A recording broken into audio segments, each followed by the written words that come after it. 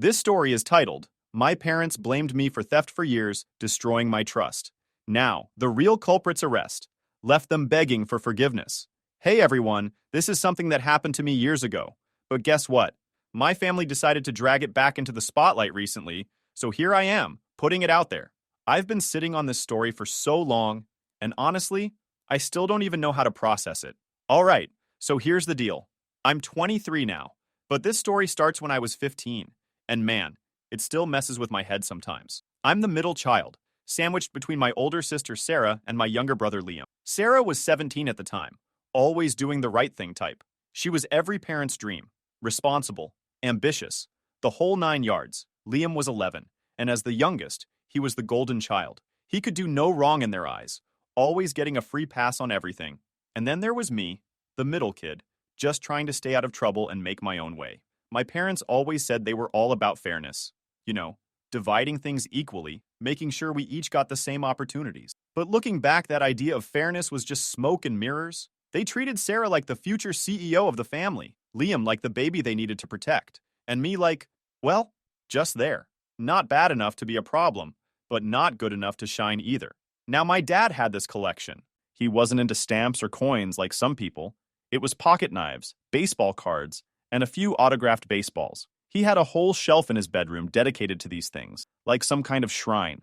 He'd tell stories about where each item came from, how much effort he put into getting them, or what they were worth. It wasn't my thing, but hey, he loved it.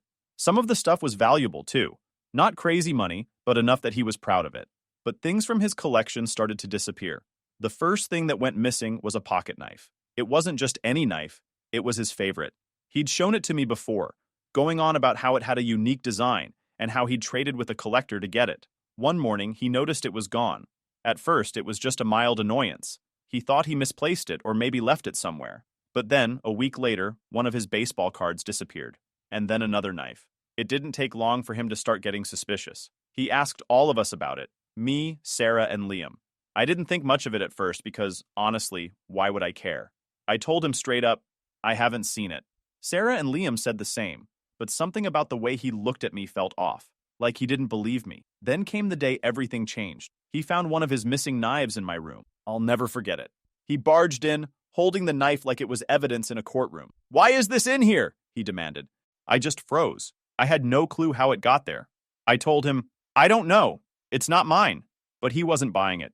Don't play dumb, he said. This is my knife. What's it doing in your room? From that moment on, I was under a microscope. Every time something went missing, it was automatically my fault. It didn't matter what I said or how much I denied it. They'd already made up their minds. The thing is, I genuinely had no idea how that knife got there. To this day, I don't know if Liam planted it or if it somehow ended up there by accident. But that didn't matter to my parents. To them, the fact that it was in my room was all the proof they needed.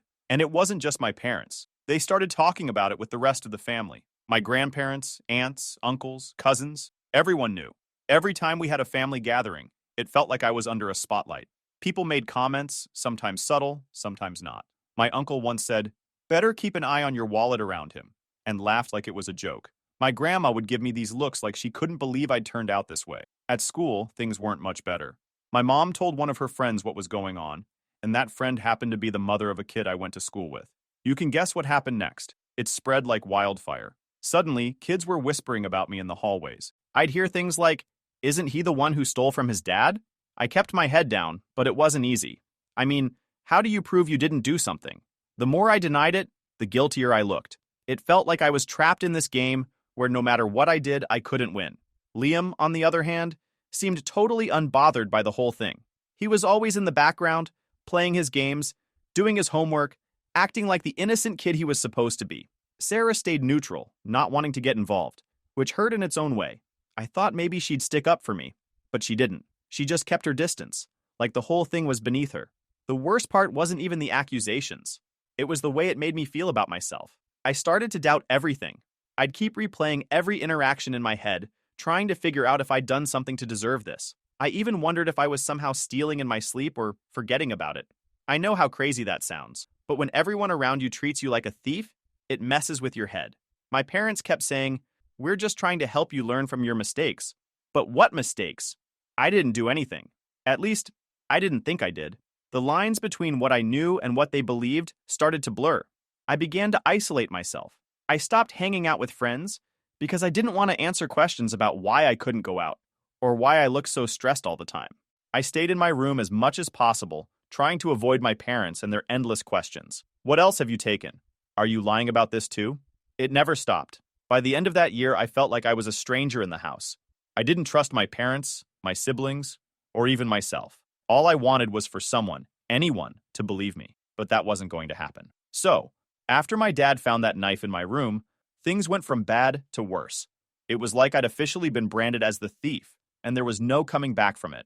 My parents decided they needed to teach me some kind of lesson, and let me tell you, they were not playing around. A few weeks later, things kept disappearing. One of the autographed baseballs was missing, and this wasn't just any ball.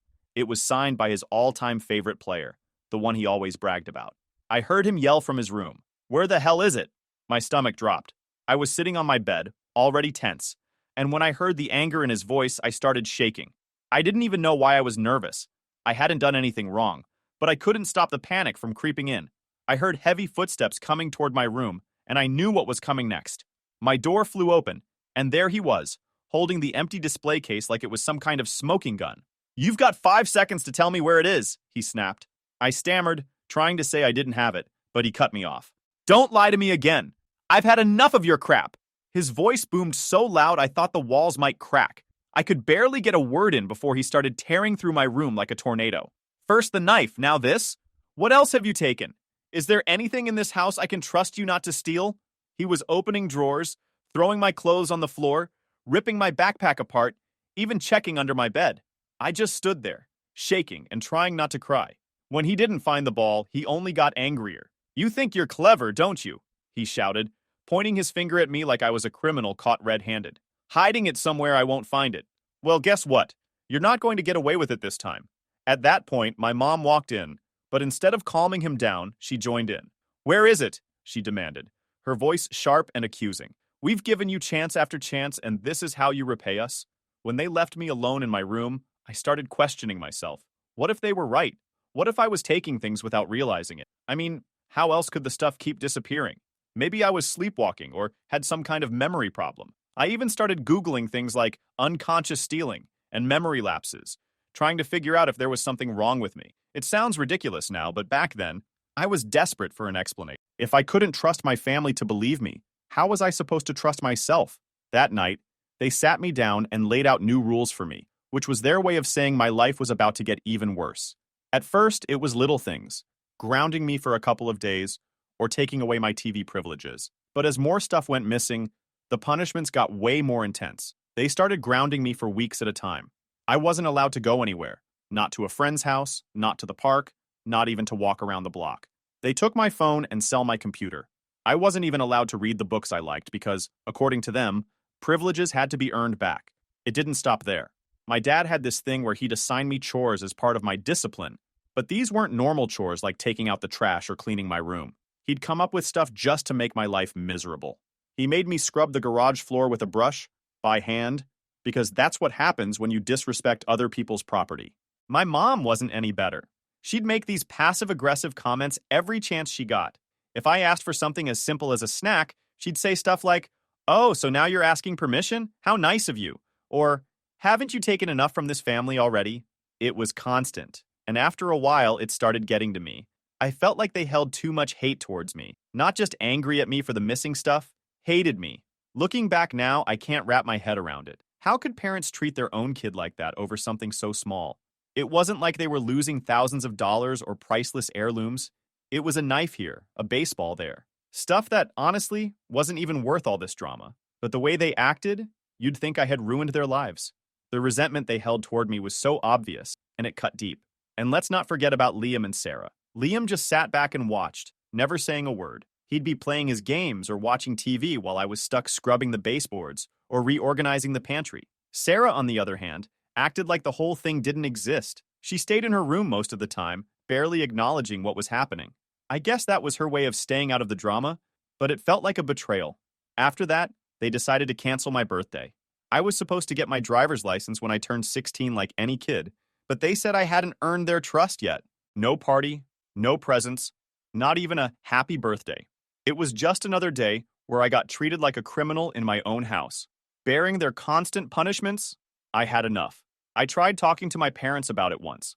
I told them how hard it was being treated like this, how it felt like they were punishing me for something I didn't do.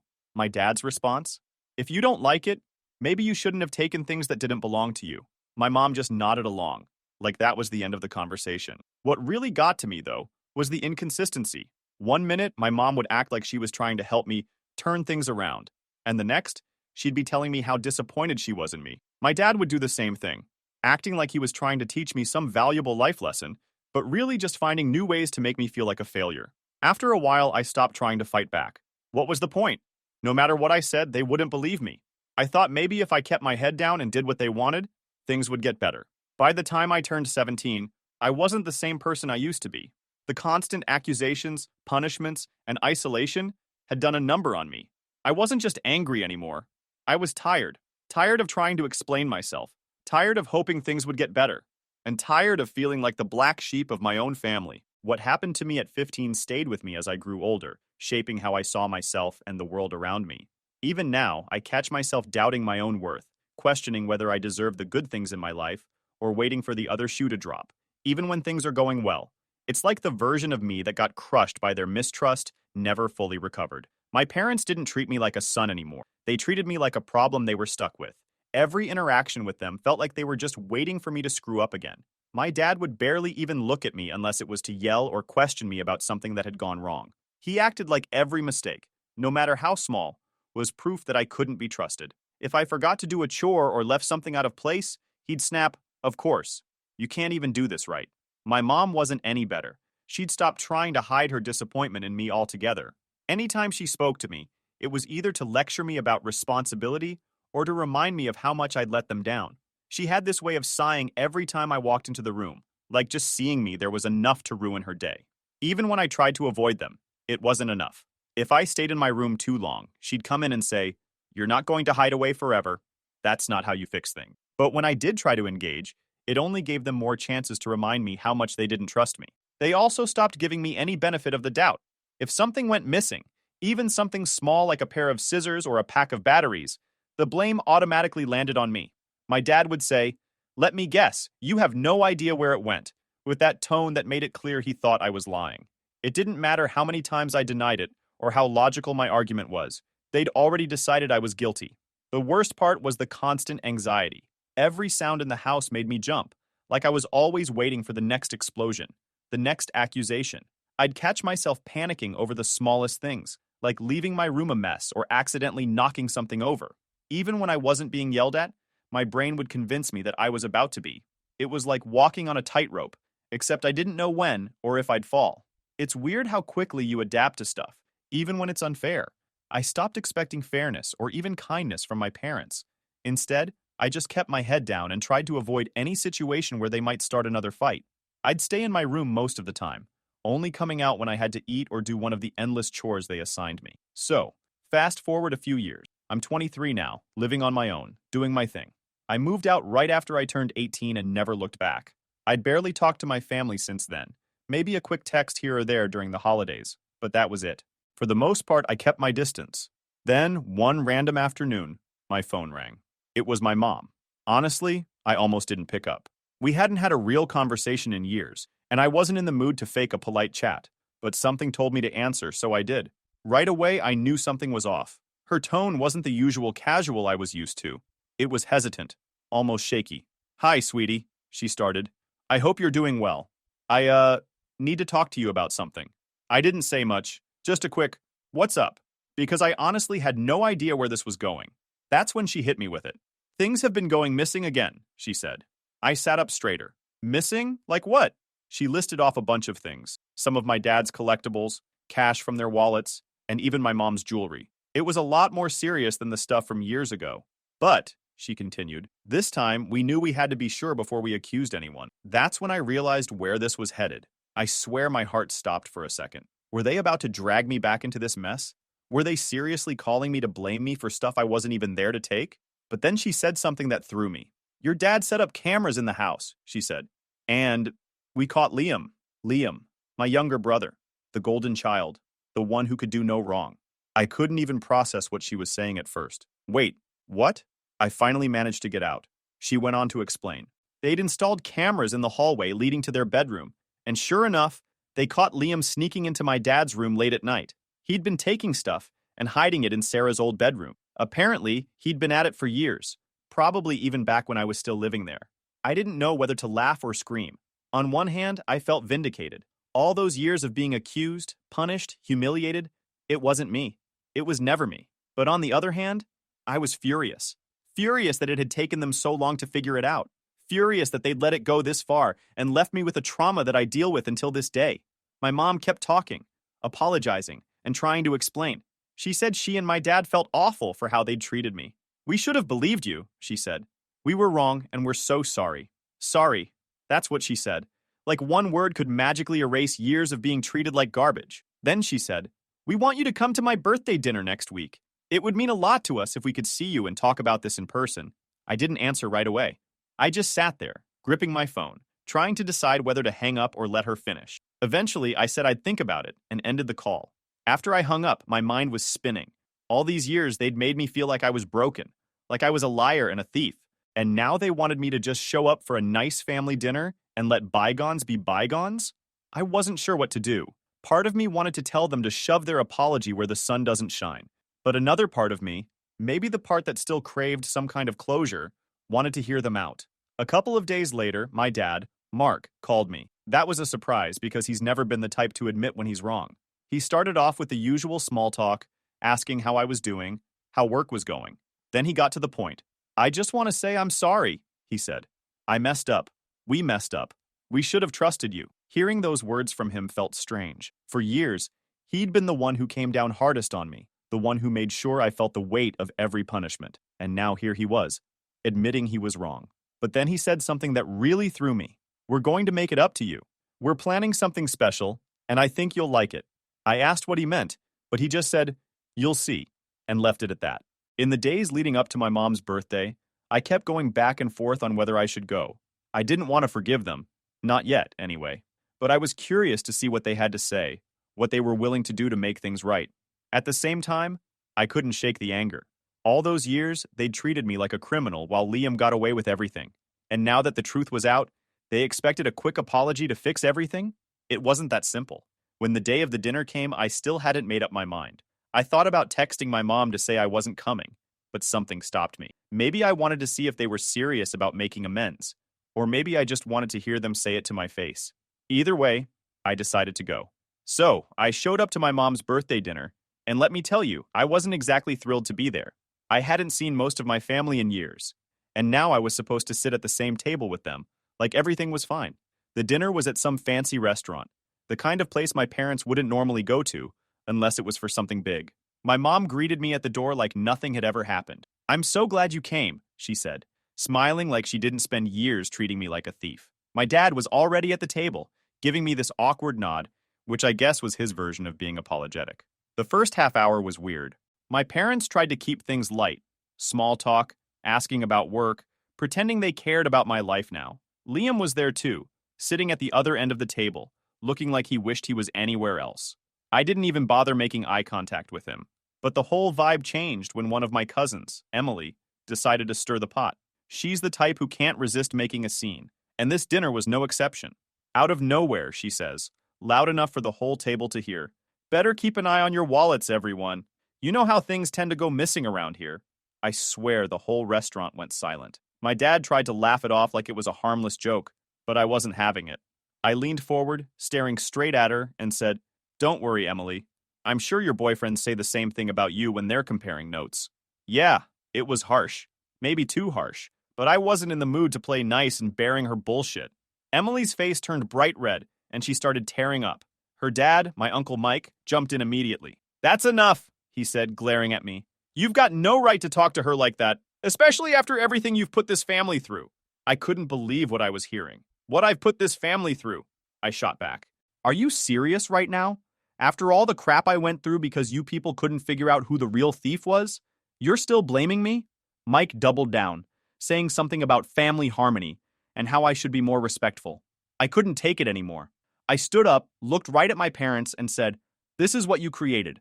You turned me into the family scapegoat, and now you expect me to just sit here and take it? Forget it. Then I walked out. I didn't even make it to my car before my dad caught up to me. Wait, he said, looking more stressed than I'd ever seen him. You don't have to apologize for what just happened. That wasn't your fault. I stopped and stared at him. You're damn right it wasn't my fault, but what are you going to do about it? He didn't have an answer. He just stood there, looking uncomfortable. We're trying to fix things, he finally said. We really are. I didn't respond. I just got in my car and drove home. A couple of days later, Sarah called me. She hadn't been at the dinner, which wasn't surprising since she'd been living in another state and barely visited. Mom told me what happened, she said, and for what it's worth, I think you handled it better than I would have. Sarah's always been the level-headed one, but hearing her side with me felt good. She told me Liam had finally confessed to everything, not just the recent thefts, but the stuff from years ago too. According to Sarah, my mom had a complete meltdown when she found out. She's been crying for days, Sarah said. She feels awful about how she treated you. Good. She should feel awful. But that didn't mean I was ready to forgive her. Later that week, my mom called again. This time, she sounded more desperate than apologetic. We want to make this right, she said. Your dad and I are selling some of our things to help pay off your student loans, and we're planning to get you a new car. It's the least we can do. I told her straight up, I don't want your money, and I don't want your car. You can't buy your way out of this. She started crying again, but I didn't care. For years, I'd been treated like the family screw-up, and now they thought a few expensive gifts would make me forget about it? Not a chance. But things shifted when Liam got arrested. He'd stolen my grandpa's truck and crashed it into a streetlight about 2 miles from their house. The truck was totaled, and my grandparents were furious. They kicked him out and refused to let him come back until he paid for the damage. My parents canceled Liam's college fund to help cover the costs. That's when I found out they'd planned to use part of that money to buy me the car they'd been talking about.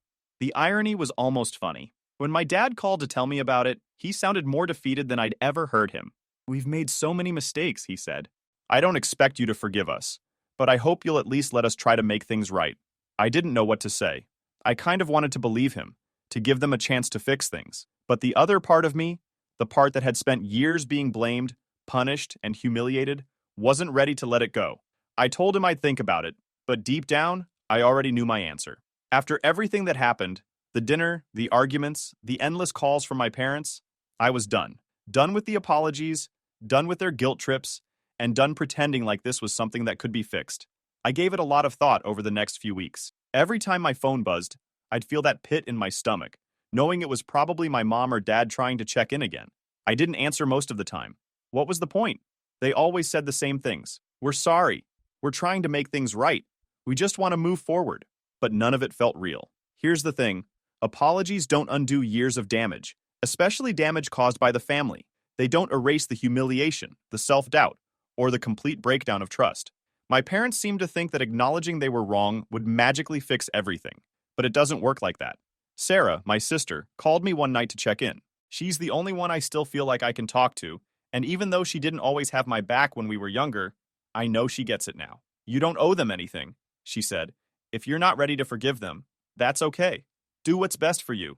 That stuck with me. I'd spent so much time trying to figure out what they wanted, what they needed, that I hadn't stopped to think about what I wanted. And what I wanted was peace. A week later, I got another call from my dad. This time, he wasn't making excuses or trying to guilt me into forgiving him. He sounded tired, almost defeated. Liam's still being held, he said. The charges for stealing the truck and the damage he caused are serious. Your grandparents are refusing to help, and honestly, I can't blame them. He went on to explain that they'd decided not to intervene this time. He needs to face the consequences, my dad admitted. Maybe this will finally wake him up. We've tried everything else, and it clearly hasn't worked. There was a heaviness in his voice, like he couldn't believe it had come to this. He shifted the conversation back to me. We're trying to rebuild the family, he said. We want you to be part of that process. We'll do whatever it takes to make things right with you. I didn't say much in response. I just let him talk. When he finished, I said, I'm glad you're trying to fix things, but I'm not ready to be a part of it. I need time. Maybe a lot of it. He sighed. I understand, he said. Just know that the door is always open if you change your mind. Around the same time, my mom sent me a long email. It was the first time she'd really put everything into words, and I could tell she meant it.